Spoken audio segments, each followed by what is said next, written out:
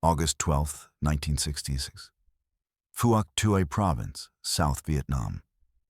Staff Sergeant Mike Brennan of the 1st Battalion, 503rd Infantry Regiment crouched in the elephant grass, sweat stinging his eyes as he scanned the tree line 200 meters ahead. His platoon had been humping through this goddamn province for 6 days, searching for a Viet Cong battalion that intelligence swore was operating in the area. They'd found nothing but empty villages and cold cooking fires.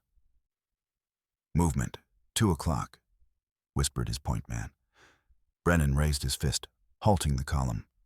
40 men froze in place, M16s at the ready. This was it, the moment they'd been training for. Find the enemy. Fix them in place. Destroy them. That's what search and destroy meant. That's what General Westmoreland's doctrine demanded. But 300 meters to their east, hidden in a stand of bamboo, sat Captain Bob Milligan of the Australian Army Training Team Vietnam, WWII. He watched through binoculars as the American platoon prepared to advance on what was obviously bait. The movement was a single VC scout, deliberately exposing himself. Beyond the tree line, Milligan knew at least 24 guerrillas waited in prepared positions. He'd seen this dance a dozen times.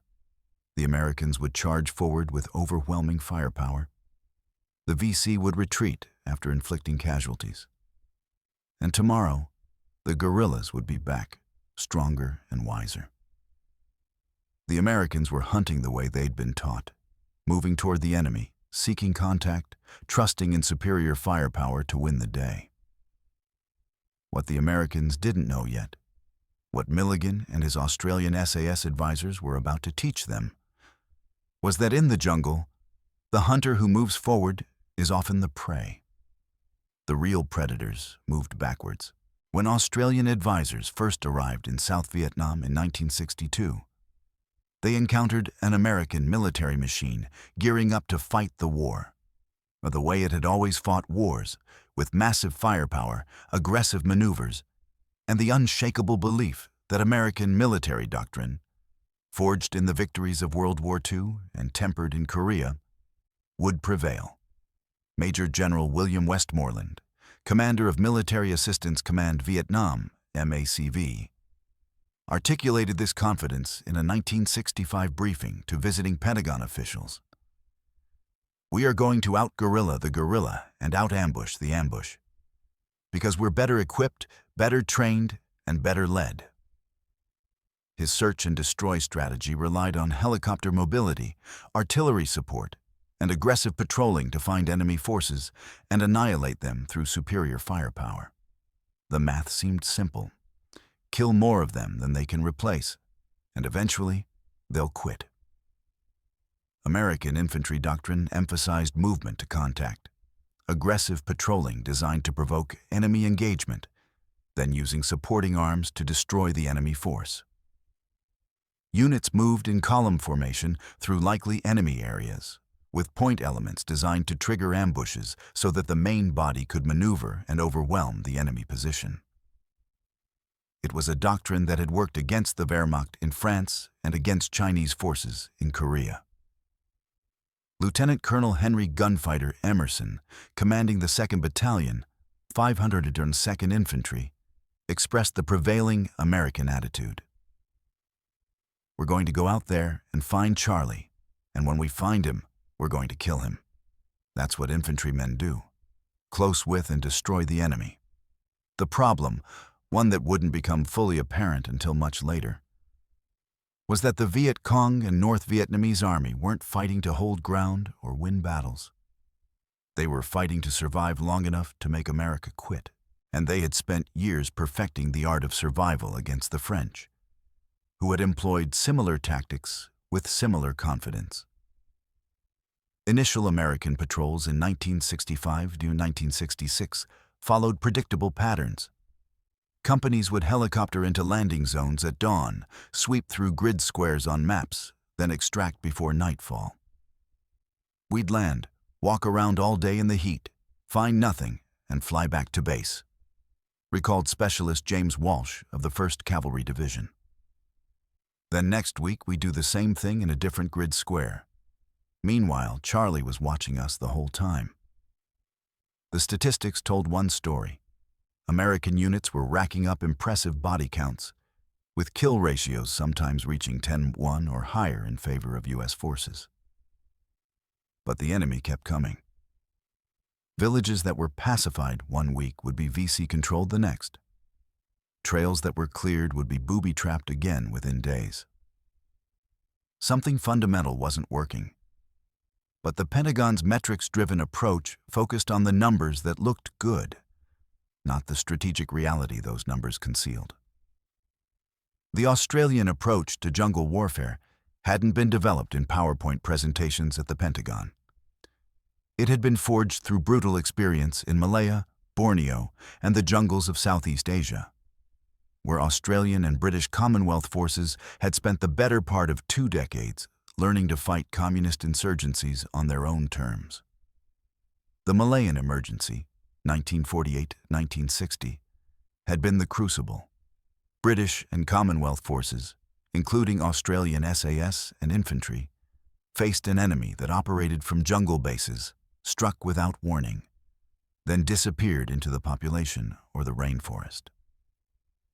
Initial British tactics, which emphasized aggressive patrolling and large-scale sweeps, produced mediocre results and high casualties.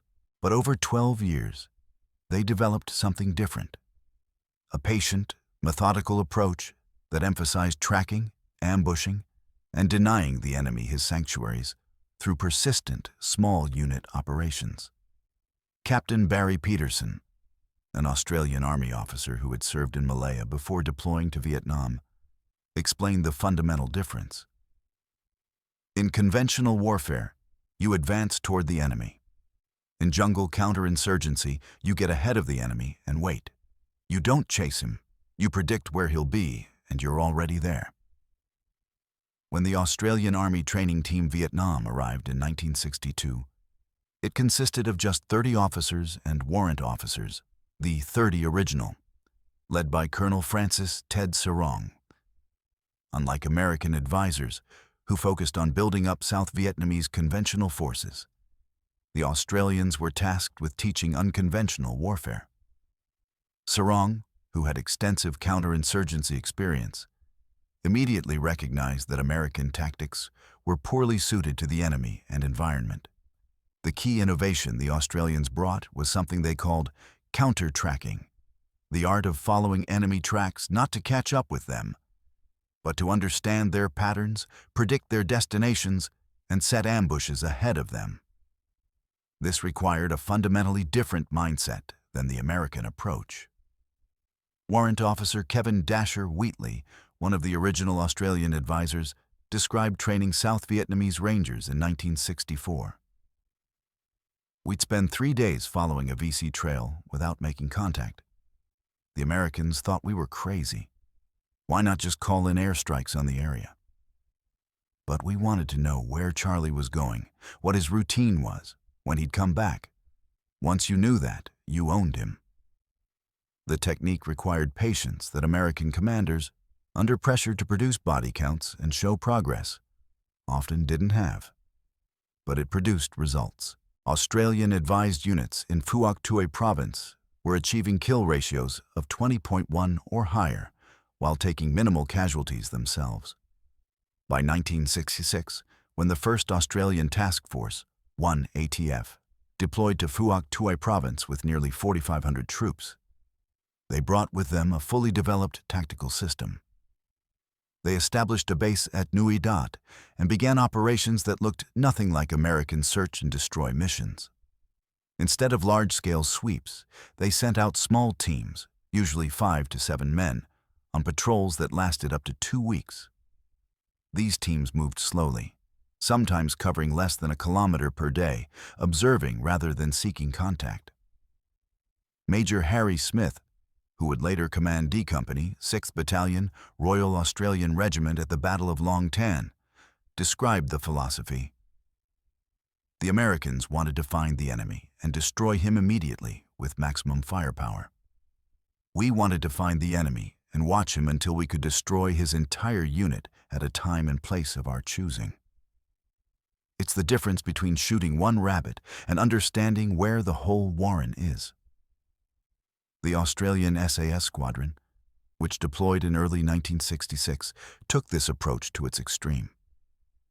5-man patrols would insert by helicopter, then spend up to 14 days in enemy territory, moving silently, avoiding contact unless they had overwhelming advantage, gathering intelligence and calling in strikes on confirmed enemy positions. Their casualty rates were remarkably low, but their intelligence value was extraordinary. What made this system work wasn't just tactical skill, it was a different strategic understanding. The Australians recognized that in a war without front lines, intelligence was more valuable than immediate body count. Knowing where the enemy was going was more important than knowing where he had been. And patience, the willingness to let small opportunities pass in order to create larger ones, was a combat multiplier that didn't show up in Pentagon statistics. January 8, 1967. Near Suoi Da Creek, Phuoc Tuai Province, Captain Jim Hughes of Charlie Company, 4th Battalion, 503rd Infantry Regiment, had been in country for 4 months, and he was frustrated. His company had run dozens of patrols, made sporadic contact, tallied a respectable body count. But the VC in his area of operations seemed to multiply like mosquitoes. Kill 3, 5 more appear. His platoon leaders were experienced, his men were well trained, but something wasn't clicking. That morning, Hughes sat in on a briefing given by Captain Bob Grandin of the Australian SAS. Grandin's patrol had spent 11 days tracking a Viet Cong logistics unit through the same area where Charlie Company had been operating, often just hours or days behind the Americans. "You've been walking right past them," Grandin said, laying out photographs of tracks, disturbed vegetation, and subtle trail markers the VC used. "You're moving too fast, making too much noise, and following predictable patterns. They hear you coming a kilometer away." Hughes bristled. His company used proper noise discipline, moved in staggered column, employed point security, all the standard infantry tactics. "We're following doctrine," he said.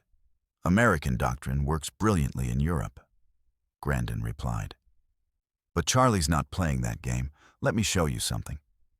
The next day, Grandin took Hughes and 2 of his platoon leaders on patrol. For the first hour, they covered less than 300 meters. Every 10 minutes, Grandin would stop the patrol entirely for 5 minutes of silent observation.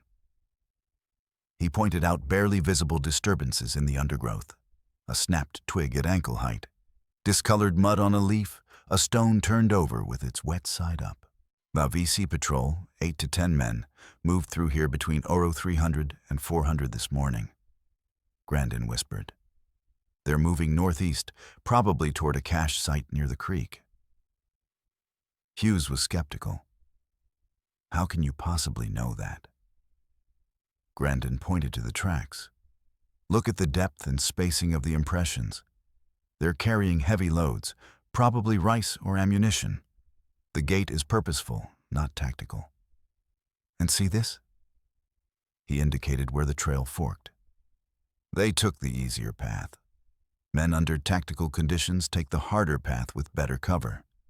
Men on a logistics run take the faster route." Over the next 3 hours, Grandin tracked the VC patrol to within 500 meters of a concealed cache site. Instead of attacking, he called in the coordinates and withdrew. 2 days later, an SAS team ambushed the cache site, killing 6 VC and capturing 3 tons of rice and weapons with 0 friendly casualties. Hughes was converted. "You weren't hunting them," he said. "You were herding them."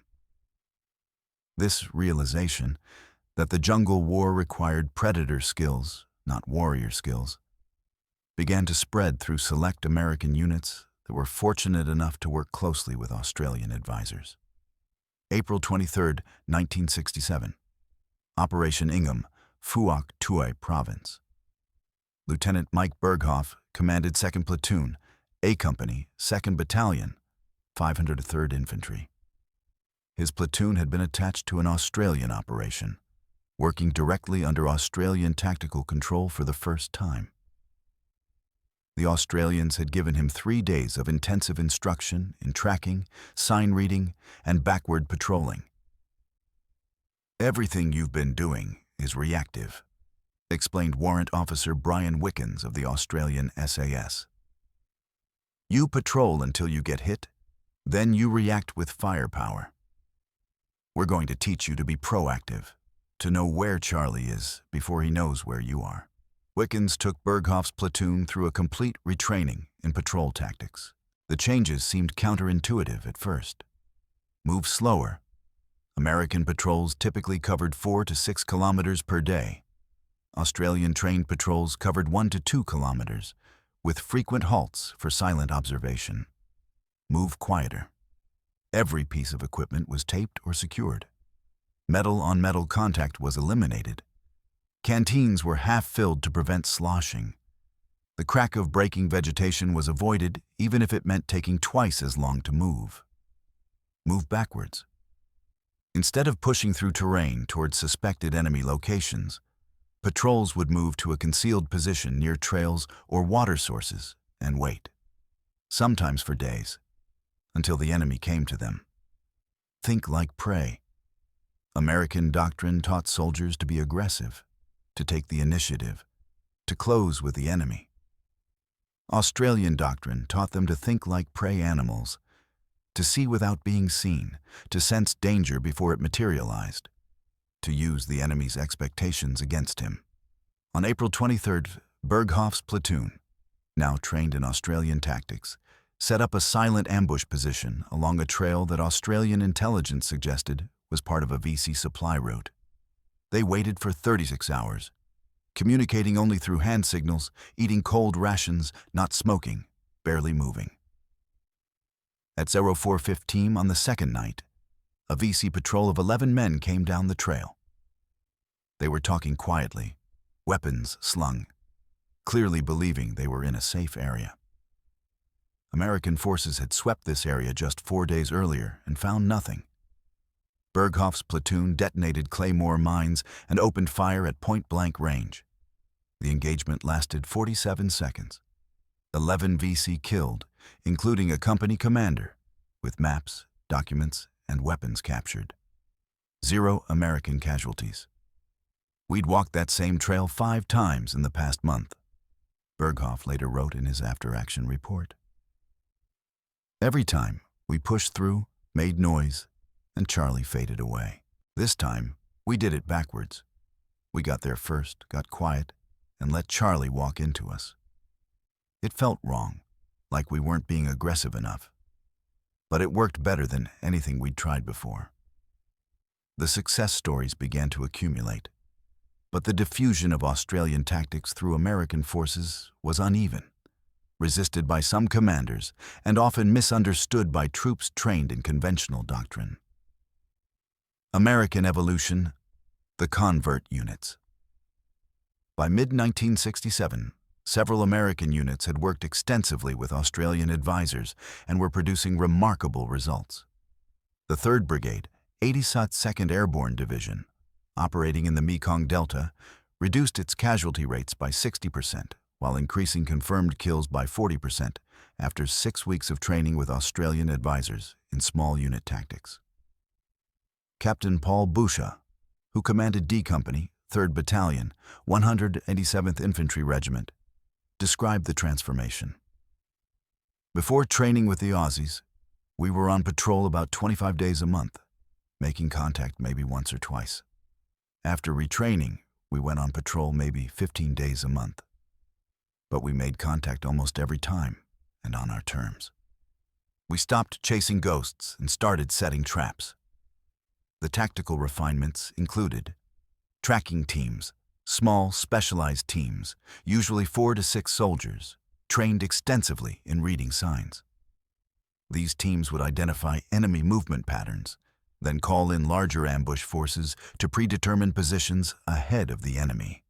Counter-tracking, When American units were being tracked by VC scouts, a common occurrence, trained soldiers could identify they were being followed, then lead the trackers into a pre-positioned ambush.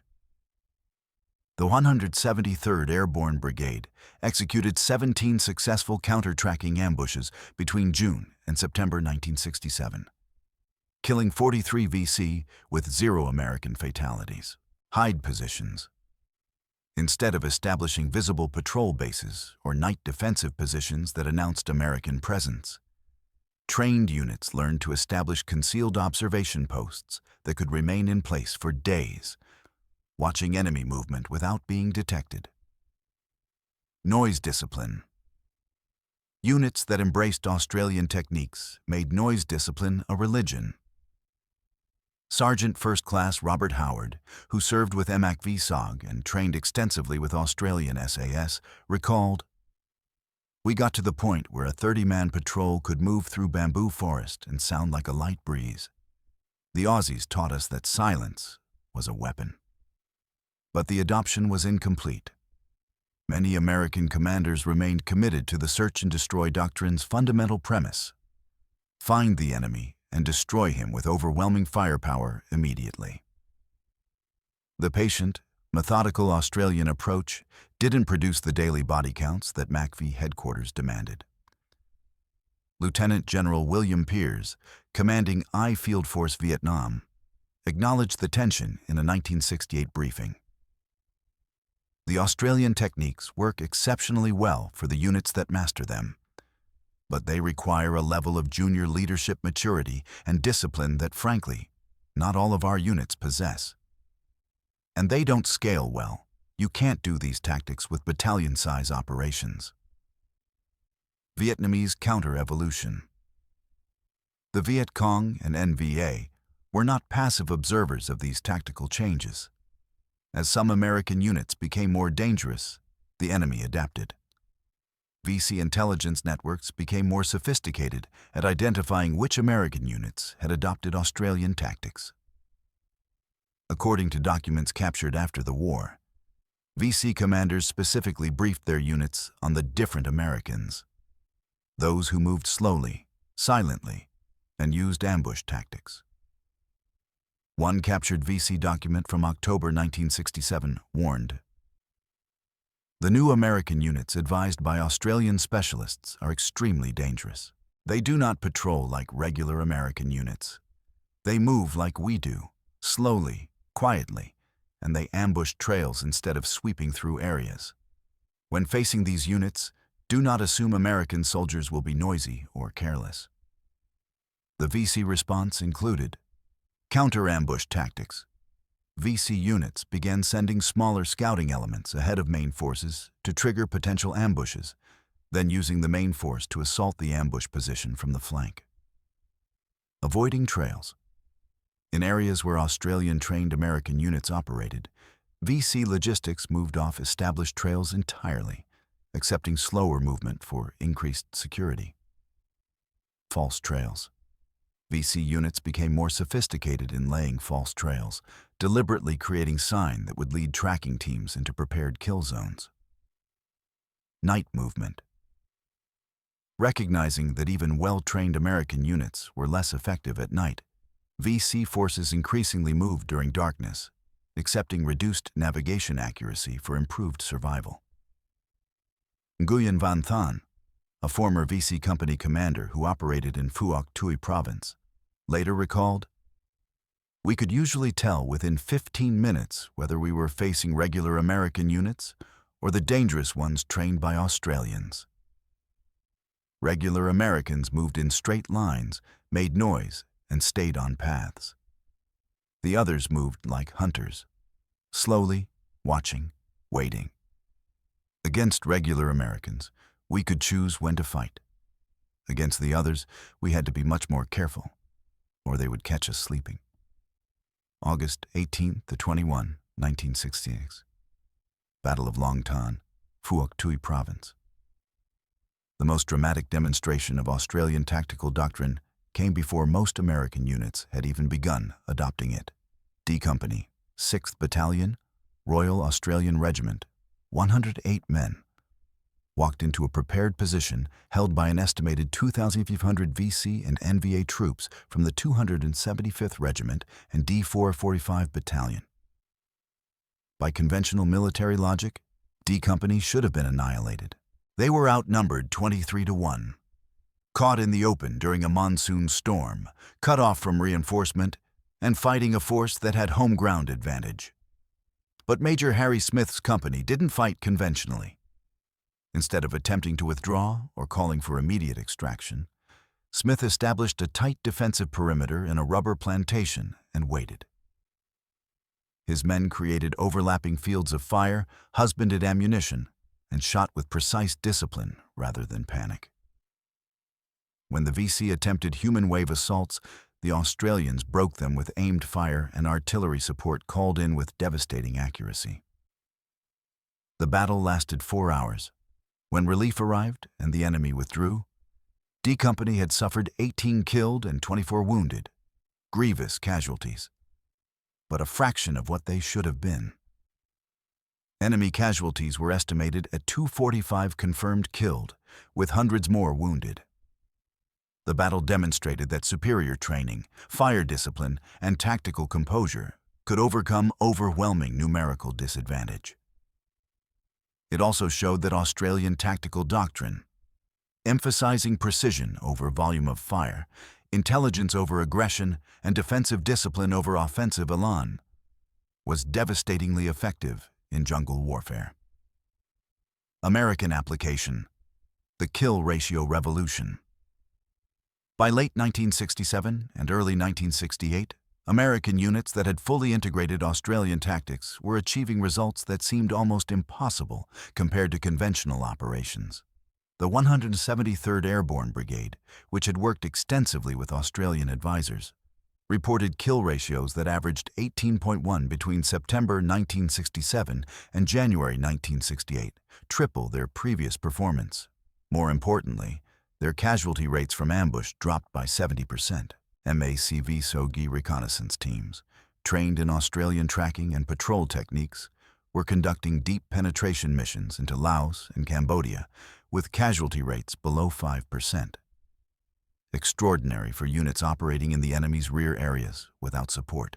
Captain Paul Boucher's D Company, after adopting Australian tactics, conducted 47 patrols between November 1967 and March 1968, made contact 31 times, and achieved a kill ratio of 22.1 while sustaining only 4 KIA and 11 WIA, remarkably low for a company operating continuously in a hostile environment.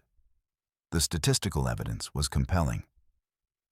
A study conducted by MACV in early 1968 showed that American units trained in Australian tactics had 65% fewer casualties from ambush, 80% fewer casualties from booby traps, triple the confirmed kill ratio of conventionally operating units, 4 times the intelligence value per patrol. But here's where the story turns tragic. These successes were tactical, not strategic. Individual companies and battalions became vastly more effective at killing Viet Cong. But the war's fundamental dynamic, a conventional military attempting to defeat a revolutionary insurgency through attrition, remained unchanged. Tet 1968. Tactical victory, strategic revelation. When the Tet Offensive exploded across South Vietnam on January 30, 1968, American and South Vietnamese forces responded with devastating effectiveness. The offensive was a military catastrophe for the Viet Cong. They suffered an estimated 45,000 casualties and failed to hold any of their objectives beyond a few days. Units trained in Australian tactics performed exceptionally well. The 173rd Airborne Brigade, operating in the II Corps, helped destroy VC units with minimal friendly casualties. Australian forces in Phuoc Tuy province essentially annihilated local VC units attempting to attack district capitals. Yet Tet revealed the war's central truth.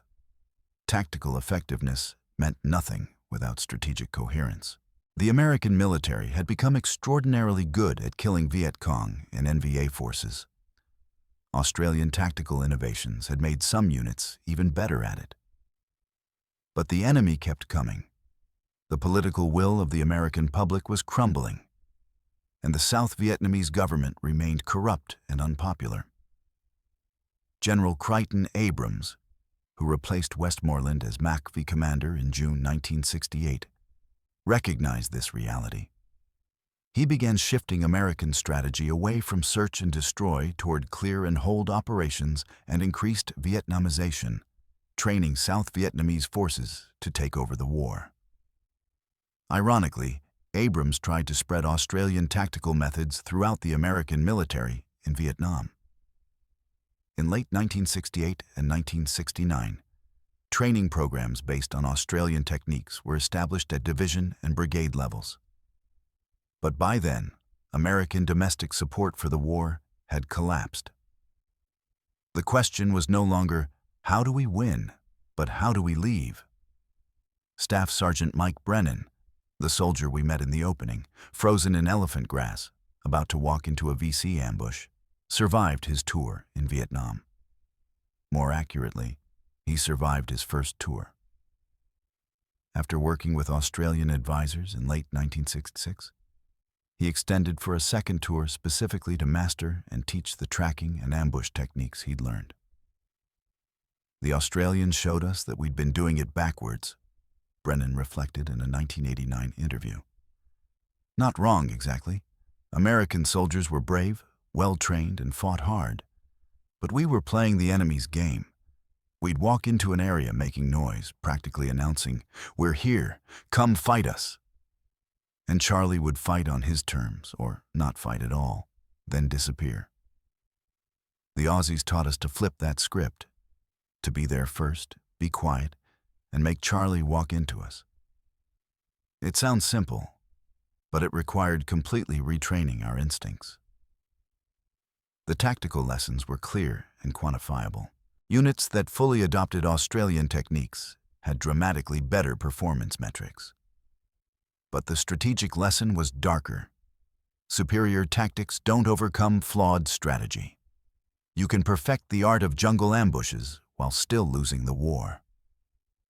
The Australian approach to jungle warfare, patient, methodical, intelligence-driven, was fundamentally incompatible with the American military's institutional culture in the 1960s. The U.S. military was optimized for conventional warfare. Large-scale operations, overwhelming firepower, clear objectives, and measurable progress. The metrics-driven approach of Robert McNamara's Pentagon demanded body counts and territory controlled. Metrics that looked impressive in briefings, but meant little in a war without front lines. Australian doctrine prioritized what couldn't be easily quantified. Enemy patterns understood, supply routes interdicted, insurgent infrastructure degraded over months. These effects were real but invisible in weekly statistics reports. As a result, even when American commanders recognized the effectiveness of Australian tactics, they struggled to justify them to higher headquarters obsessed with quantifiable results. The lessons did influence future conflicts, though often imperfectly. Special Operations Forces, particularly Army Rangers and Special Forces, incorporated Australian tracking and small unit tactics into their doctrine. These techniques proved valuable in Afghanistan and Iraq, where insurgent warfare again required patient, intelligence-driven operations. But the fundamental error persisted. The belief that any tactical excellence, any operational innovation, can substitute for strategic coherence. The Australian SAS could teach American soldiers to triple their kill ratios. But they couldn't teach American politicians and generals to answer the essential question: what political objective was worth the cost of the war? In the end, Australian tactical genius didn't fail in Vietnam. It succeeded brilliantly at what tactics can accomplish. The failure was strategic, not tactical. The Australians taught Americans to hunt VC backwards, to become better jungle warriors, to kill more efficiently with fewer casualties. and the American soldiers who learned these lessons became formidable. But wars aren't won by soldiers alone. They're won when military means serve coherent political ends. And in Vietnam, no amount of tactical excellence could bridge that gap. Captain Bob Milligan, the Australian officer who watched Staff Sergeant Brennan's platoon prepare to walk into that ambush in August 1966, survived his tour as well. He returned to Vietnam for 2 more tours, continued training American units, and watched the war's slow collapse despite tactical improvements. In a 1975 letter to a former American student written just after Saigon fell, Milligan wrote, "We taught you to be better soldiers. You learned well. Some of you became the finest jungle fighters in the world. But we couldn't teach your country to want victory more than North Vietnam wanted it. That was the only lesson that mattered, and it couldn't be taught at all." The ambush Brennan's platoon walked into that August morning, it never happened. Milligan radioed the American company commander, warned him off, and directed the platoon to an Australian-style ambush position 600 meters from the VC bait. 2 days later, a combined American-Australian patrol caught the VC unit in the open and killed 17 of them with 0 friendly casualties. Brennan lived because he learned to hunt backwards. But the war was lost anyway.